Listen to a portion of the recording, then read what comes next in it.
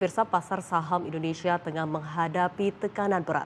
Indeks harga saham gabungan atau IHSG anjlok tajam dalam beberapa pekan terakhir, memicu kekhawatiran investor dan menjadi sorotan pelaku pasar global. Kejatuhan indeks tidak hanya mencerminkan aksi jual yang masif atas ketidakpercayaan investor, tetapi juga membuka kembali persoalan struktural yang selama ini membayangi pasar modal Indonesia.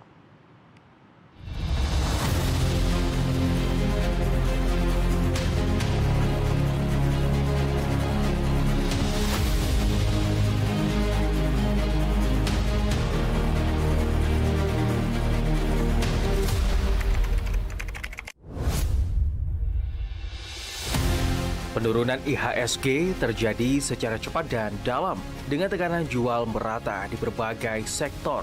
Saham berkapitalisasi besar atau big caps hingga saham lapis kedua tak luput dari aksi lepas investor. Volume transaksi melonjak, menandakan kepanikan dan upaya pelaku pasar mengamankan portofolio mereka. Anjloknya IHSG tidak berdiri sendiri. Dari sisi eksternal, pasar keuangan global masih dibayangi ketidakpastian arah suku bunga, perlambatan ekonomi dunia, serta pergeseran dana investor ke aset yang dianggap lebih aman. Dalam situasi seperti ini, pasar negara berkembang kerap menjadi yang pertama terkena dampak arus keluar modal. Namun tekanan besar justru datang dari dalam negeri. Sorotan terhadap kualitas tata kelola pasar modal Indonesia kembali menguat. Isu transparansi, likuiditas saham hingga dominasi saham dengan kepemilikan terpusat membuat indeks global MSCI atau Morgan Stanley Capital International memberikan peringatan serius pada pasar modal Indonesia. Morgan Stanley Capital International atau MSCI mendesak agar pasar saham Indonesia lebih transparan. MSCI sebagai salah satu penyedia indeks global yang menjadi acuan investor institusi dunia menilai transparansi dan kualitas pasar sebagai faktor krusial dalam menentukan kelayakan suatu negara tetap berada pada dalam kategori pasar berkembang atau emerging market. Isu utama yang disorot MSCI berkaitan dengan keterbukaan informasi, struktur kepemilikan saham, serta likuiditas pasar. Sejumlah saham di Bursa Efek Indonesia atau BEI dinilai memiliki kepemilikan yang terlalu terkonsentrasi dengan porsi saham publik atau free float yang relatif kecil.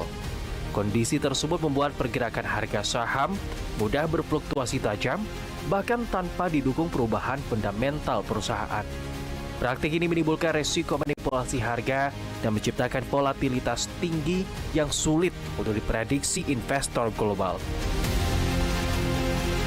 Sebenarnya yang menjadi isu mendasar dari persoalan ini adalah apa yang kami sampaikan tadi terkait pengaturan untuk meningkatkan batasan free float, yaitu besaran atau persentase dari saham yang di issue atau dijual kepada investor publik pada saat IPO. Ada definisi yang terkait dengan hal ini. Memang kalau kembali ke diskusi mengenai MSCI, hal ini sebelumnya diserahkan ke masing-masing bursa. Tetapi kemudian terkait dengan penjelasan MSCI yang terakhir, MSCI ingin memastikan bahwa apa yang kita lakukan itu sesuai dengan standar internasional. Salah satu kekhawatiran terbesar adalah potensi perubahan status Indonesia dalam indeks global. Jika pasar dinilai tidak memenuhi standar transparansi dan likuiditas, Indonesia beresiko kehilangan daya tarik sebagai tujuan investasi jangka panjang. Bagi investor, institusi global, perubahan status indeks bukan sekedar simbolis. Banyak dana kelolaan dari fund manager berikan aturan internal yang hanya memperbolehkan investasi di negara dengan klasifikasi tertentu. Penurunan status dari emerging market menjadi ke frontier market tentu menjadi alarm keluarnya dana dari Indonesia dalam jumlah besar secara sistematis. Di tengah gejolak pasar modal ini, perhatian tertuju pada langkah regulator dan pemerintah. Otoritas Pasar Modal menegaskan komitmen menjaga stabilitas dan meningkatkan kualitas pasar, termasuk melalui evaluasi aturan free float, penguatan transparansi emiten, serta pengawasan terhadap praktik perdagangan yang beresiko. Namun, pasar modal bergerak berdasarkan kepercayaan, tanpa kepastian kebijakan yang konsisten dan implementasi yang tegas. Respon jangka pendek belum cukup meredam kekhawatiran investor. Apalagi ditambah dengan pengunduran diri Dirut BEI dan 4 petinggi OJK secara tiba-tiba, membuat kepercayaan investor dan pasar merespons secara negatif. Terbukti saat pasar modal dibuka di tanggal 2 Februari 2026, IHSG masih jatuh dalam, hampir mencapai 5%. Setelah di 2 hari sebelumnya IHSG sempat berturut-turut jatuh hingga 8%. Walaupun kondisi kita pagi hari ini membaik, saya ingin menyampaikan statement dan ini tidak ada tanggung jawab bahwa saya sebagai Direktur Utama Bursa Efek Indonesia dan sebagai bentuk tanggung jawab saya terhadap apa yang terjadi 2 hari kemarin menyatakan mengundurkan diri sebagai Direktur Utama Bursa Efek Indonesia. Saya berharap ini yang terbaik buat pasar modal. Semoga dengan pengunduran saya ini, pasar modal kita menjadi lebih baik.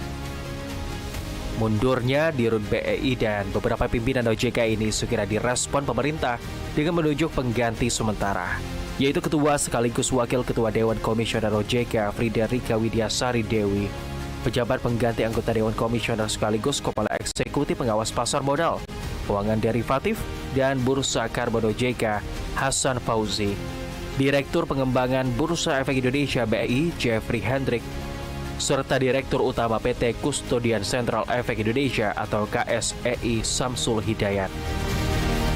Langkah awal pun untuk memulihkan pasar modal juga dilakukan dengan melakukan pertemuan secara daring dengan pihak MSCI, di mana Otoritas Jasa Keuangan atau OJK bersama Self-Regulatory Organization menyampaikan hasil pertemuan dengan pengelola indeks Morgan Stanley Capital International yang diadakan secara virtual pada Senin 2 Februari 2026. Dalam pertemuan itu, otoritas menyatakan untuk segera mengejar target peningkatan batas porsi saham publik atau free float menjadi 15% pada Maret 2026. Dan ketahui, sesuai dengan kesepakatan dan jadwal, kami OJK, kemudian juga SRO yang dalam hal ini dihadiri oleh perwakilan dari Bursa Efek Indonesia dan juga dari Kustodian Sentral Efek Indonesia.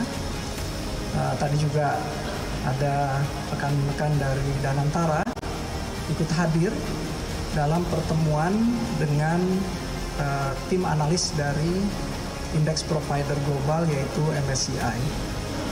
Untuk reminder saja, apa yang menjadi concern MSCI itu sangat align atau selaras dengan beberapa program rencana aksi kami yang kemarin Bu Ketua Bu Kiki canangkan dari 8 rencana aksi, khususnya terkait dengan klaster transparansi yang terkait dengan pengungkapan ultimate beneficial ownership dan juga terkait dengan likuiditas untuk mendorong peningkatan free float sebagai kebijakan baru di pasar modal kita. Namun, apakah semua langkah ini akan bisa memulihkan kepercayaan investor? Menurut pengamat pasar uang Ibrahim Aswaibi, pertemuan antara MSCI dan BEI tidak langsung membuat pasar modal Indonesia bergerak positif, karena pertemuan tersebut masih menjadi langkah awal dalam perbaikan tata kelola pasar modal Indonesia dan hasil dari pembenahan struktural tersebut baru berpotensi terlihat dalam beberapa bulan ke depan. Oleh karena itu, ia juga mengharapkan pemerintah untuk tidak terlalu banyak melakukan intervensi agar mekanisme pasar modal bisa berjalan normal.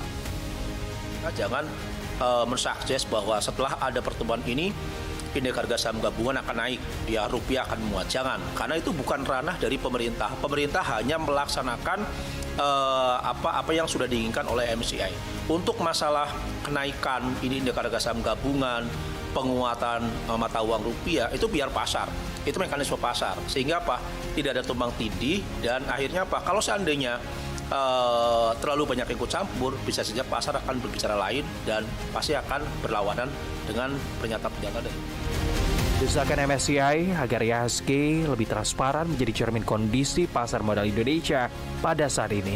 Di balik angka indeks yang berfluktuasi, tersimpan persoalan struktural yang membutuhkan pembenahan menyeluruh. Masa depan IHSG tidak hanya ditentukan oleh sentimen global, tetapi oleh keberanian regulator dan pemangku kepentingan melakukan reformasi nyata. Transparansi bukan lagi pilihan, melainkan syarat mutlak agar pasar modal Indonesia tetap dipercaya dunia. Laporan Tim Liputan, Garuda TV.